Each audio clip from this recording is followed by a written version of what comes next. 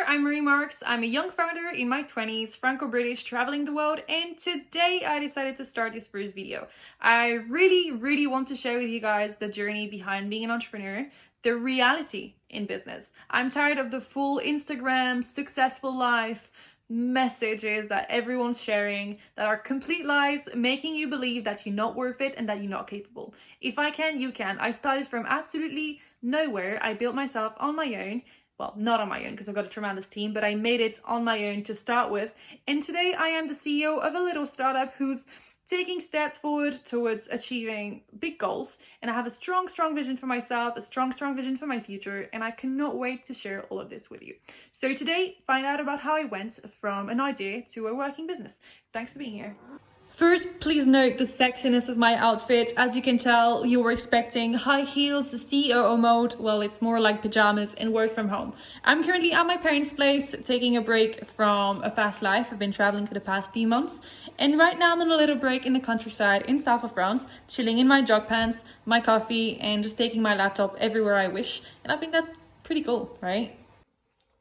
Just like any good entrepreneur that gets started, I live off caffeine, mental breakdowns, and perhaps the constant wish to tell myself that I'm going to make it happen. So, getting started in business is definitely not easy. It's not like you've got your shit figured out, because you don't. And if you think that you don't know how to get started, it's fine. Neither did I. No one does. If you start thinking that people that are successful today in business knew what they were doing when they started, you're probably wrong. When I started, I had no idea what I was doing. I had absolutely no idea. I saw an opportunity in the market that I wanted to find a solution for. So to give you a bit of background, my company is Bridal. It's a double-sided marketplace. So it's a marketplace, online business, making the processes of buying and selling high-quality sports horses that compete, easier, right? But this has been done in a certain way for centuries, and now there's a 20-something founder that wants to come disrupt that. Did you think people believe in that in the first place? They clearly didn't.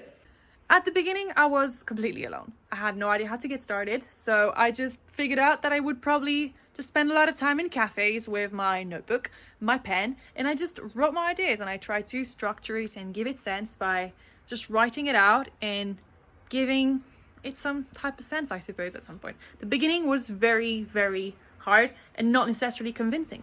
And how many times did I almost give up? So back when I started, I pretty much was working for a business angel from the Middle East. That was a really good opportunity for me to surround myself by really good people, with talented founders, with people that were already in business. Perhaps not as young as what I was, but people that were inspiring me to go forward.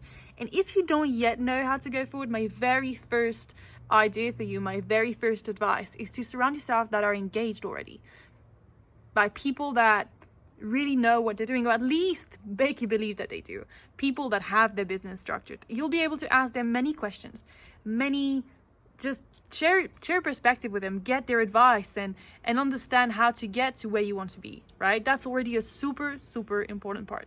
Just a quick note, while I'm recording this video, my puppy is on the table. What are you doing? Do you think you're allowed to be on the table?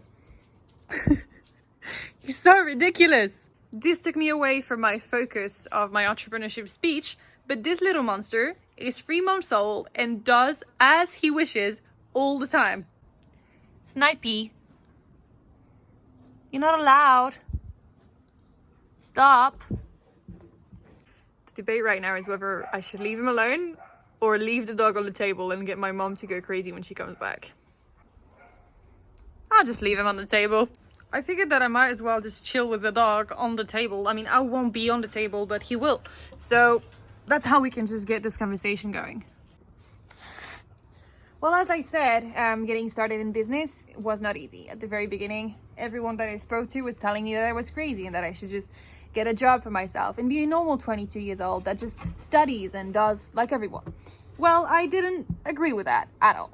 Basically, I wrote down my thoughts, I wrote down my ideas, structured it through perhaps building a pitch deck. That was a great way to go forward.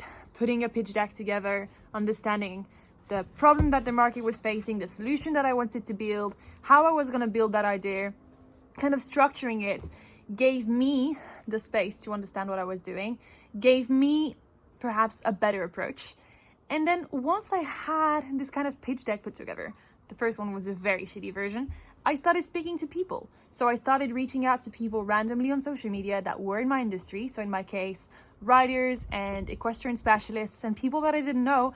And I was just, hey guys, my name is Marie Marks. I am trying to bring innovation to this space. Would you be able to give me 5 minutes of your time so we discuss? And I did that. And I had conversations with people and I recorded our conversations. And I just made sure that I would get as much feedback as I could. It appeared to be crazy. At the beginning, it was just a crazy bunch of ideas, people sharing with me, well, the fact that it was not going to work out and that I was just wasting my time and they were just asking me constant questions. But the fact that they were not necessarily telling me, yes, you're right, gave me the space to change, pivot, and perhaps adapt what I had in mind to what the market needed. The very first step that you should make sure you follow is make sure you build something that the market needs. My dog is really enjoying his stroking session. Get a closer view.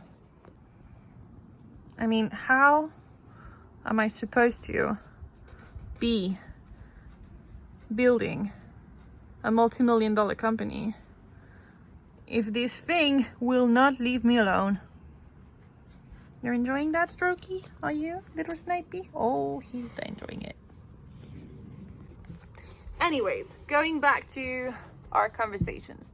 So yeah, I mean, generally people did not believe in me at the beginning, and I managed to get from thoughts to a structured idea by creating this pitch deck and discussing with people. I tremendously recommend you to take notes when people talk to you, do customer interviews, figure out what the market wants, do your research. I read hundreds of reports again and again and again. And once I had my idea, it was time to give it a bit of perspective and make it real. How? Well, that was another big problem. I had no technical skills. I was not a designer. I didn't know what to do. Now I called one person. I can't remember his name, but a guy that advised me and pretty much told me that I should create the customer journey of my clients on paper. That's what I did. I drew it out, and I probably still has I have the drawing somewhere in my notes. I drew it out and I created it screen by screen. If you want, I will put in the description the link to the blog post I wrote on this specific matter to show you exactly what drawing mock-ups and the customer process or the customer experience would look like, or what I made it to look like at the time. And then once I had my screens and something that kind of made sense, or something that was more real, I created my very first prototype on Figma. Oh my god, the first version looked absolutely dreadful. It was terrible. Puppy, it was terrible. But I still made it work because I just gave it a lot of time and I had no idea how to be a designer. So Google became my best friend. I worked tremendously late every single night, made my parents believe I was crazy, but I kept going. And everyone was telling me it was impossible, it was not gonna work, but I still made it happen. After that, I went to Madrid. I remember that was July last year. I went to Madrid because I knew that in Madrid, I would be able to pitch a lot of investors. As I had previously worked in venture capital, I had a bunch of contacts and I had done a business angel investing course. So I knew a bunch of people that might be interested in actually investing in me, or at least sitting down to figure out what I was building. Don't get me wrong, everyone said no. It was not good enough. I was not probably the right person to get this business started. I was too young. The market would never reply to the idea correctly. It was just not the right thing to build. So everybody said no. And trust me, rejection really sucks. But you get used to it. As a founder, that's just normal. So after talking to investors and figuring out that no one would help me pre-product or invest in my ideas or just write a check of 50,000 euros so I could build a prototype, I had to find a way. And the second option that I had for myself was building a team. I spoke to many developers, many people that I reached out to on LinkedIn, people that, well, would overcharge me. I spoke to agencies that wanted to just request 250k to build an MVP. So yeah, I was broke. I didn't know what to do. And I had no idea how to go forward. How fun is that? Eventually, by speaking to tens and dozens of people, I got to meet Ignacio. Ignacio was not a tech guy. He was just a passionate guy about equestrian sports that appeared to have some time on his hands back then and appeared to want to find out about what I was building. And the reason why it's pretty good that I'm back at my parents' place to shoot this video is that just a year ago when I started talking with my co-founder, it was through Skype. I had never met him. We had contacts in common. His ex-coach was his equestrian sports coach, show jumping coach, was the father of some of my friends, and we had contacts in common. And we started talking via Skype. And at the beginning, I had to convince this guy that I had this vision and that the market would change, and that's how it started. A couple of weeks later, I was with Ignacio in Barcelona, meeting people. He would introduce me to really good people that gave us feedback. And my second advice for you is talk to a lot of people. People that will give you their feedback. People that will sit down with you and tell you what they think. And even if they think it's terrible and it's never gonna work, listen to them and ask why. Figuring out what people want is super important. If you build something that the market doesn't need, you're not gonna ever find a space for yourself. You need to build something that makes sense for the industry, right? In my case, I was trying to digitize the equestrian sports market. It's not because I was building something digital that people necessarily believed in me, but I proved myself that the market needed us. So we spoke to a lot of people and we got feedback from them. And from the feedback we got, we were able to improve our idea. Because one thing that you shouldn't do is get too attached to the first version of what you build. The first version of Rattle looked pretty terrible. The prototype was clickable, but there was so many things to improve. And thanks to the feedback of people, we found a way to kind of pivot and make changes and improve on what I had originally built. Once I had my idea structured and feedback and customer interviews and the proof that the market had given this opportunity and that people were responding in some type of way to the idea that I had, despite the fact that it was crazy, we needed a tech team.